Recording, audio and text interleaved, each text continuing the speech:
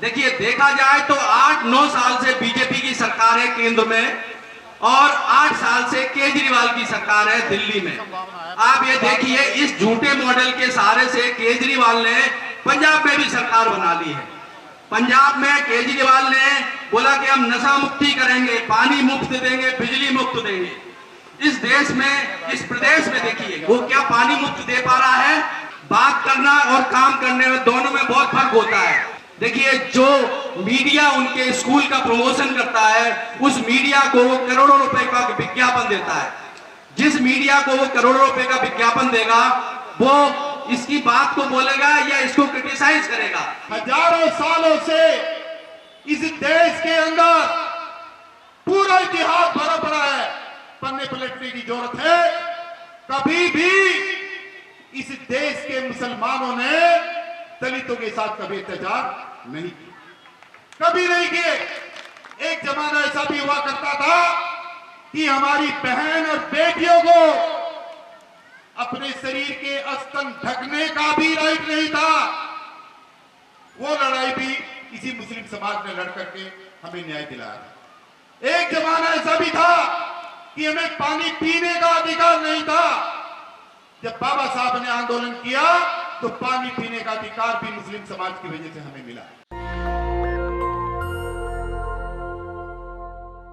ये लोग समझते नहीं, हमारे लोग, इनको समझने की जरूरत है।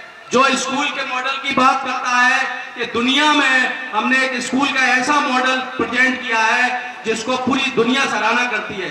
देखिए, जो मीडिया उनके स्कूल का प्रमोशन करता है, उस मीडिया को वो करोड़ों रुपए का विज्ञापन देता है। जिस मीडिया को वो करोड़ों रुपए का विज्ञापन देगा, वो इसकी बात को बोलेगा या इसको क्रिटिसाइज करेगा। तो ये तमाम जो जनता है, ये जो जनता जो है, ये डिसाइड करे, ये समझे कि ये हमको बेवकूफ बना रहे हैं या सही मायने में हमारे उद्धार और हमारे विकास के लिए काम कर रहे हैं। बात करना और काम करने में दोनों में बहुत फर्क होता है। देखिए, देखा जाए तो 8-9 साल से बीजेपी की सरकार है केंद्र में और 8 साल से केजरीवाल की सरकार है दिल्ली में। आप ये देखिए, इस झूठे मॉडल के सहारे से केजरीवाल ने पंजाब में भी सरकार बना ली है।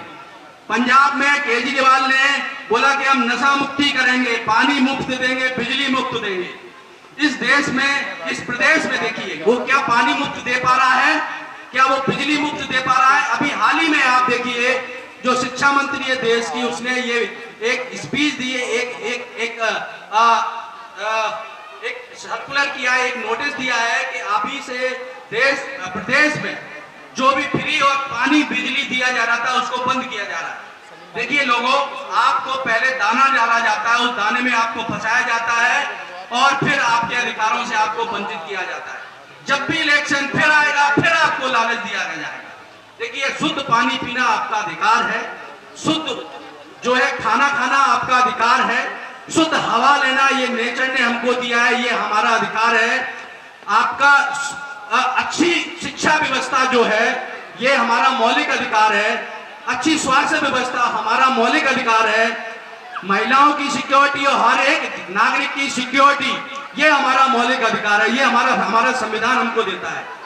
आप ये देखिए, कोई भी देश में, दिल्ली जो है देश की राजधानी है, आपको लगता है कोई यहाँ सुरक्षित है? तो मैं ये देश की जनता को ये जागरूक करने की बात कर रहा हूं। क्या हमारे देश के लोग इस बात को समझ के कि देखिए केजरीवाल या मोदी जी बहुत मीठी मीठी बात करके देश की विकास की बात करते हैं, कोई भी आदमी आके इस स्टेज पे आके ये बता दे कि केजरीवाल ने 5 ऐसे काम किए हैं या मोदी सरकार ने 5 ऐसे काम किए हैं जो जनता के हित के लिए हैं। सिर्फ बोलना सिर्फ नहीं है, काम कौन से हित के हैं। देखिए, जो पानी दे रहा है, क्या वो पानी पीने लायक है? उस पानी पी को आप देखिए, सरकारी अस्पतालों में कितनी भीड़ लगी है, सारे लोग बीमारी से जूझ रहे हैं। उस हवा की वजह से, मैं डॉक्टर हूं, मैं ये देखता हूं कि सारे लोगों को ज्यादा से ज्यादा सांस की बीमारी है, ज्यादा से ज्यादा लोगों को पेट की बीमारी है। बच्चा पैदा होते ही उसको नेबुलाइज करना पड़ता है, बच्चा पैदा होते ही उसको पेट की बीमारी से सामना करना पड़ता है। हमारी महिलाएं कुपोषण का शिकार हो रही हैं, उनको शुद्ध खाना नहीं मिल रहा है। तो मैं तमाम जनता से इनके झूठे वादे को ये समझे बात को और इनके झूठे वादे में ना फंस के सही बात को समझे। इस देश को सही गवर्नेंस देने वाला इस देश का नागरिक सिर्फ एक ही हो सकता है, वो सिर्फ भारतीय होगा, कोई हिंदुस्तानी नहीं होगा, वो सिर्फ भारतीय होगा।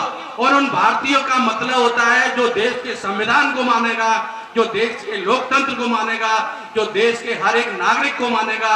वो इस देश के 140 करोड़ लोगों में कोई डिवाइड नहीं करेगा, कोई हिंदू नहीं है, कोई मुस्लिम नहीं है। हमारे देश के संविधान में सबसे पहले एक शब्द लिखा हुआ है, हम भारत के लोग। हम भारत के लोग का मतलब होता है हम कोई हिंदू नहीं, कोई मुस्लिम नहीं, कोई सिख नहीं, ये हमारा पर्सनल मैटर है।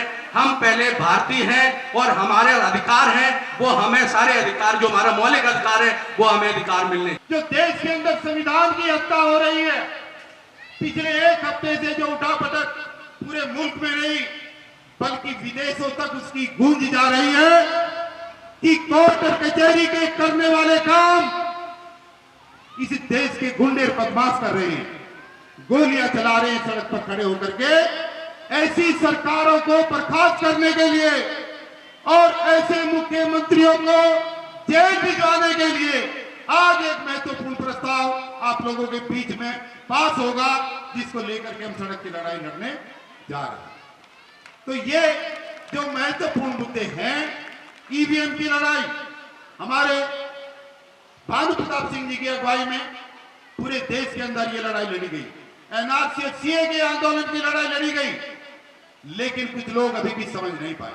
अभी भी लोगों को कुछ समझने की जरूरत है। इसलिए दोस्तों, मैं अपनी बात को आगे ना बढ़ाते हुए सिर्फ एक बात कहना चाहता हूं कि जो मेरे दलित भाई यहां पर मेरी आवाज सुन रहे हैं, डॉक्टर भी हैं, इंजीनियर भी हैं, साइंटिस्ट भी हैं, यूनियन के बहुत बड़े बड़े नेता भी हैं, एक बात को अच्छी तरीके से समझ ले कि हजारों सालों से इस देश के अंदर पूरा इतिहास भरा पड़ा है, पन्ने पलटने की जरूरत है। कभी भी इस देश के मुसलमानों ने दलितों के साथ कभी अत्याचार नहीं किया, कभी नहीं किए, बल्कि एक जमाना ऐसा भी हुआ करता था कि हमारी बहन और बेटियों को अपने शरीर के स्तन ढकने का भी राइट नहीं था।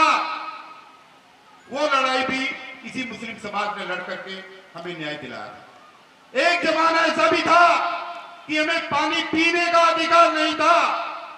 जब बाबा साहब ने आंदोलन किया तो पानी पीने का अधिकार भी मुस्लिम समाज की वजह से हमें मिला।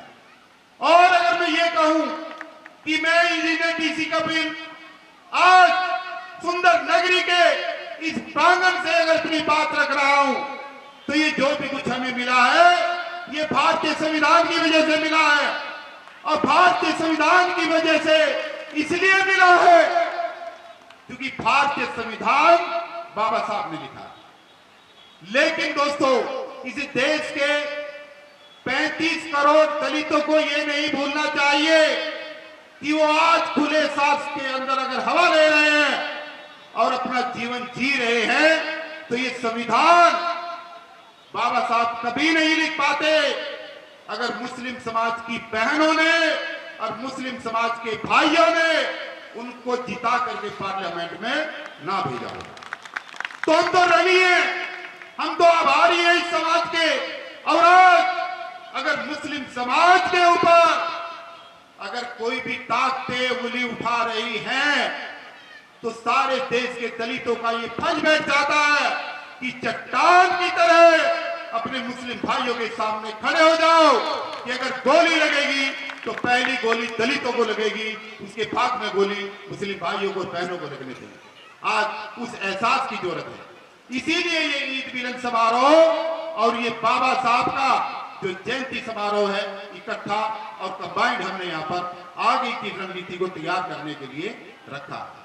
तो इस पर लंबी चर्चा होगी और मेरी एक गुजारिश है नेताओं से कि बाबा साहब को हमारे बीच से गए हुए 66 साल हो गए और इन 66 साल के अंदर जितनी भी अम्बेडकर जयंती मनाई जाती है पूरे देश के अंदर, वहां पर यही बात होती है कि बाबा साहब ने ये किया, बाबा साहब ने वो किया, बाबा साहब ने ये बलिदान दिया। कि बाबा साहब ने जो हक अधिकार हमको दिए हैं उसे कोई इतनी आसानी से कोई मिटा नहीं सकता, क्योंकि जो संविधान है वो एक बहुत ही महान सोच बौद्ध धर्म जिन्होंने पढ़ा और वो बौद्ध धर्म पूरा संविधान में उतार दिया है, सबके लिए हितकारी है, किसी के लिए अनहित उसमें सोचा नहीं है बाबा साहब ने। और जो आज ये अत्याचार हो रहा है उसका कारण हम और आप ही हैं, क्योंकि आप अपने आप को मुस्लिम और हमको दलित, तो ये दिमाग से निकाल दीजिए। दूसरी बात, मैं जो वो दलित यहाँ पे हैं जिनको वो हिंदू बता रहे हैं, तो वो हिंदू जो है उनको हिंदू तो बताया जा रहा है, लेकिन उनकी गरीबी और उनके दयनीय स्थिति पे कभी कोई चर्चा नहीं होती है और उनको सबसे निचले स्तर पे रखा जाता है। मैं यूपी से आता हूँ, जहाँ पे अभी सांसद जी की हत्या हुई है, वहीं से हूँ मैं। तो वहाँ पे मैंने देखा कि जो दलित हैं हमारे, उनका वो बुरा हाल है, और दिल्ली जहाँ भी जाइए आप, दलितों का वो बुरा हाल है।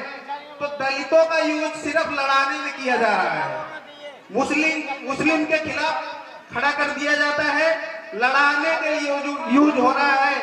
ना उनको शिक्षा की बात की जा रही है, ना उनकी बेरोजगारी की बात की जा रही है, ना उनके गरीबी पर बात की जा रही है।